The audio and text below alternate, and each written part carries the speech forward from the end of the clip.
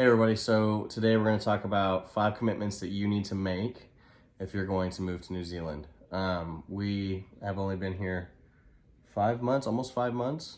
So the commitments we're going to mention are just things that right off the drop we feel are super important, that if you come here and you don't make these commitments, you're not going to make it for very long. Now, of course, we've only made it 5 months, so we can't act like we've made it for very long either. But it's just, these things are very prevalent and you need to be ready for them. So, number 1. So being committed to learning the Maori culture here. There are people that we've met who have lived here their entire life who have not even made that commitment Or effort to learn the language and everything, and it is super hard, and it's going to be years and years and years and years until we even have a better grasp on it. I can't talk understanding. Today. But you definitely need to be committed to learning and putting in that effort to learning about the culture and the language and everything like that. Yeah, most of the towns and cities are in Maori, or even just day-to-day things you hear or read on signs and menus and stuff. It's commonplace. It's everywhere. So if you're coming here thinking there's not going to be a culture shock or there's not going to be any change, there is, and you need to be committed to learning about it. So, like we've said in past videos, like we thought we were moving to an English-speaking country. It wasn't going to be a big culture shock or a big change, but right. we were wrong. Yeah. It absolutely is, for Still sure. English speaking, but there's a different language. So it's te reo. There's just more to learn, and you need to be committed to learning because it means a lot to the people here. All right, so number 2 is, if you're going to move here, you need to be committed to exploring the country, okay? So I feel like that's common sense when it sounds stupid, but if you come here and you're working full-time and you're just too tired to go out and go to the beach or go to a mountain or go on a hike or go travel anywhere in New Zealand, then what are you doing here? So when you move, you have to commit to the outdoor exploring life that you're going to have here, because it's like the most beautiful place. And if you're here, you're just wasting it if you're not going out and doing it. Wouldn't you agree? Absolutely. There's a lot of beautiful things to see, and you can live here your whole entire life, and I don't think you would still see everything. So just being committed to, like Daniel said, explore and try new things. Lots of waterfalls, lots of beautiful parks. And it's actually funny, a lot of people who are born and raised here have told us that they haven't even gone to some of the places we've been to, and they've lived here their whole life. So they've kind of felt like they've taken it for granted, just hearing how excited we were to see the things that they have and that they've never seen. Yeah. So it's important to commit to traveling and exploring it, for sure. Number 3, you need to commit to the change in food. I feel like we do talk about this a lot. Yeah, we do, and I'm sorry, and it sounds like we're beating a dead horse. Maybe we are. It's really just the convenience factor. I don't know how it is. I'd say it's more than that, though, wouldn't you? Well, yeah, but it starts with a convenience factor. Like, I don't know how it is in other countries, but in America, everything's super easy. Like, if you want to make biscuits and gravy, okay, go get a can of biscuits. If you want some cinnamon rolls, okay, go get a can of cinnamon rolls. Yeah. If you want to make a hash brown casserole, okay, go get a thing of frozen hash browns. Yeah. But here, if you want to make biscuits and gravy, you got to make biscuits by hand. Cinnamon rolls, you got to make cinnamon rolls by hand.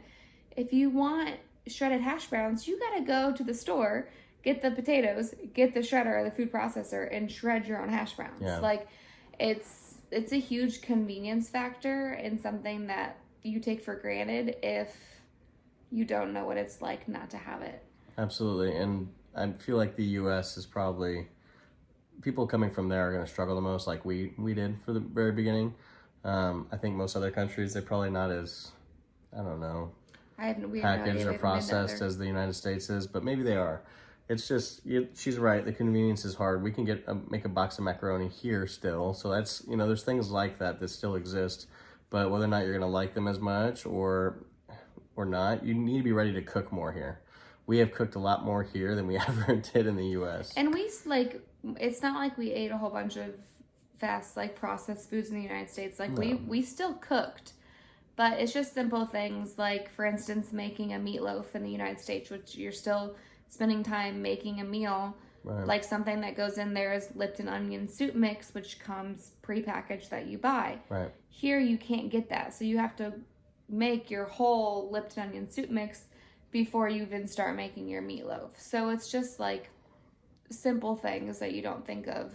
Yeah. Comment down below if you guys want us to like mention a bunch of things that we've tried to find here to cook with or make food with that you can't find here in New Zealand, because there's been a lot of times where I've found recipes that we used to make all the time and they just don't have the stuff that I need. Or the ingredients don't act the same way. Like for us, Right. cheese. Like we're big dairy people and we have cheese in a lot of our casseroles and stuff like that. And a lot of the cheeses here don't melt the same way, which Right. totally changes your whole recipe. Right. And it's definitely a commitment you have to make, because food is going to be different, extremely different. And that includes eating out and everything else. Food is just, it's a big part of what you do every day. You have to have it. So, I mean, if you're not committed to exploring it and changing it, then might as well just stay where you're at. Number 4 on our commitments. So I don't really know how to word this one, but you have to be okay with, I guess, not having a huge savings. I feel like in the United States, it's all about saving your money, investing, getting the highest paying job. Whereas here, it's about your family and exploring. Right. You obviously work and make money to get by, but it's pretty much about getting by. And enjoying life. You don't want to spend extra hours getting that extra money just to build up a huge savings, because you want to spend that extra time being with family and exploring the country. So it's not as prominent here, I would say, to have as much luxury, super nice stuff, materialistic things that you would typically see in the United States, because that is not what matters. Again, what matters here is being with your family and enjoying life and absolutely living. Yeah, it is all about all of those things, just being together as a family. And that's something that one of the reasons we came here. I wanted to be with my family more and less with work. I didn't want my daughter to be 12, 13 years old and maybe she was really well off and had all the things she ever wanted, but she didn't know her dad very well. That's kind of sad. Mm-hmm. So whenever you come here, just commit to having You're here to live. You're not here to have those super expensive materialistic things. Absolutely. So commitment number 5. And this one, I feel like we've talked about it a lot too. And it kind of just mentioned it with convenience of food. But shipping and just the casualness of everyday life here is kind of a big thing you have to accept. How long it takes things to get done. Yes. Oh my gosh. There's nothing that's urgent unless you're in a hospital here. Everything is so casual. Even that's not urgent. Yeah, that's true too. So you just got to be willing to accept that something that's maybe super important to you that you're really impatient for, you're excited to get, or you're excited to have done, no one else is excited for you. They're going to make you wait. If I ordered something to get shipped from in New Zealand to the house, it would take a week or more. Sometimes. Some places are faster. But it's not like Amazon Prime where you can have it the next day. No, and the thing is, like, living in America, like, your life is so high, fast-paced, and you don't... It all comes back to, like, living your life and enjoying yourself and, like, having no stress. You know, if you're in this super high, fast-paced environment, you're not taking the time to actually, like, take a deep breath and look at the beauty that's around you of being in New Zealand. So that's why it is the way it is here. Like, although it's frustrating and hard right now, just because we're so used to, like, if we want something done, like, it's gonna get done right away, whether that be shipping or something in the medical field or whatever it is. Like, everything's quick. That's not how it is here, because people are taking the time to actually put 100% effort into doing things. Quality work as well as enjoying their life and enjoying the people that they work with. Yeah. So I agree. So that's just another one that is a big commitment change, especially for Americans like us. Just the amount of time it takes to get things done. You notice it quite a bit right off the bat. So you also notice how much less stress you have. just with the way life That's is very here true. for sure, which is great.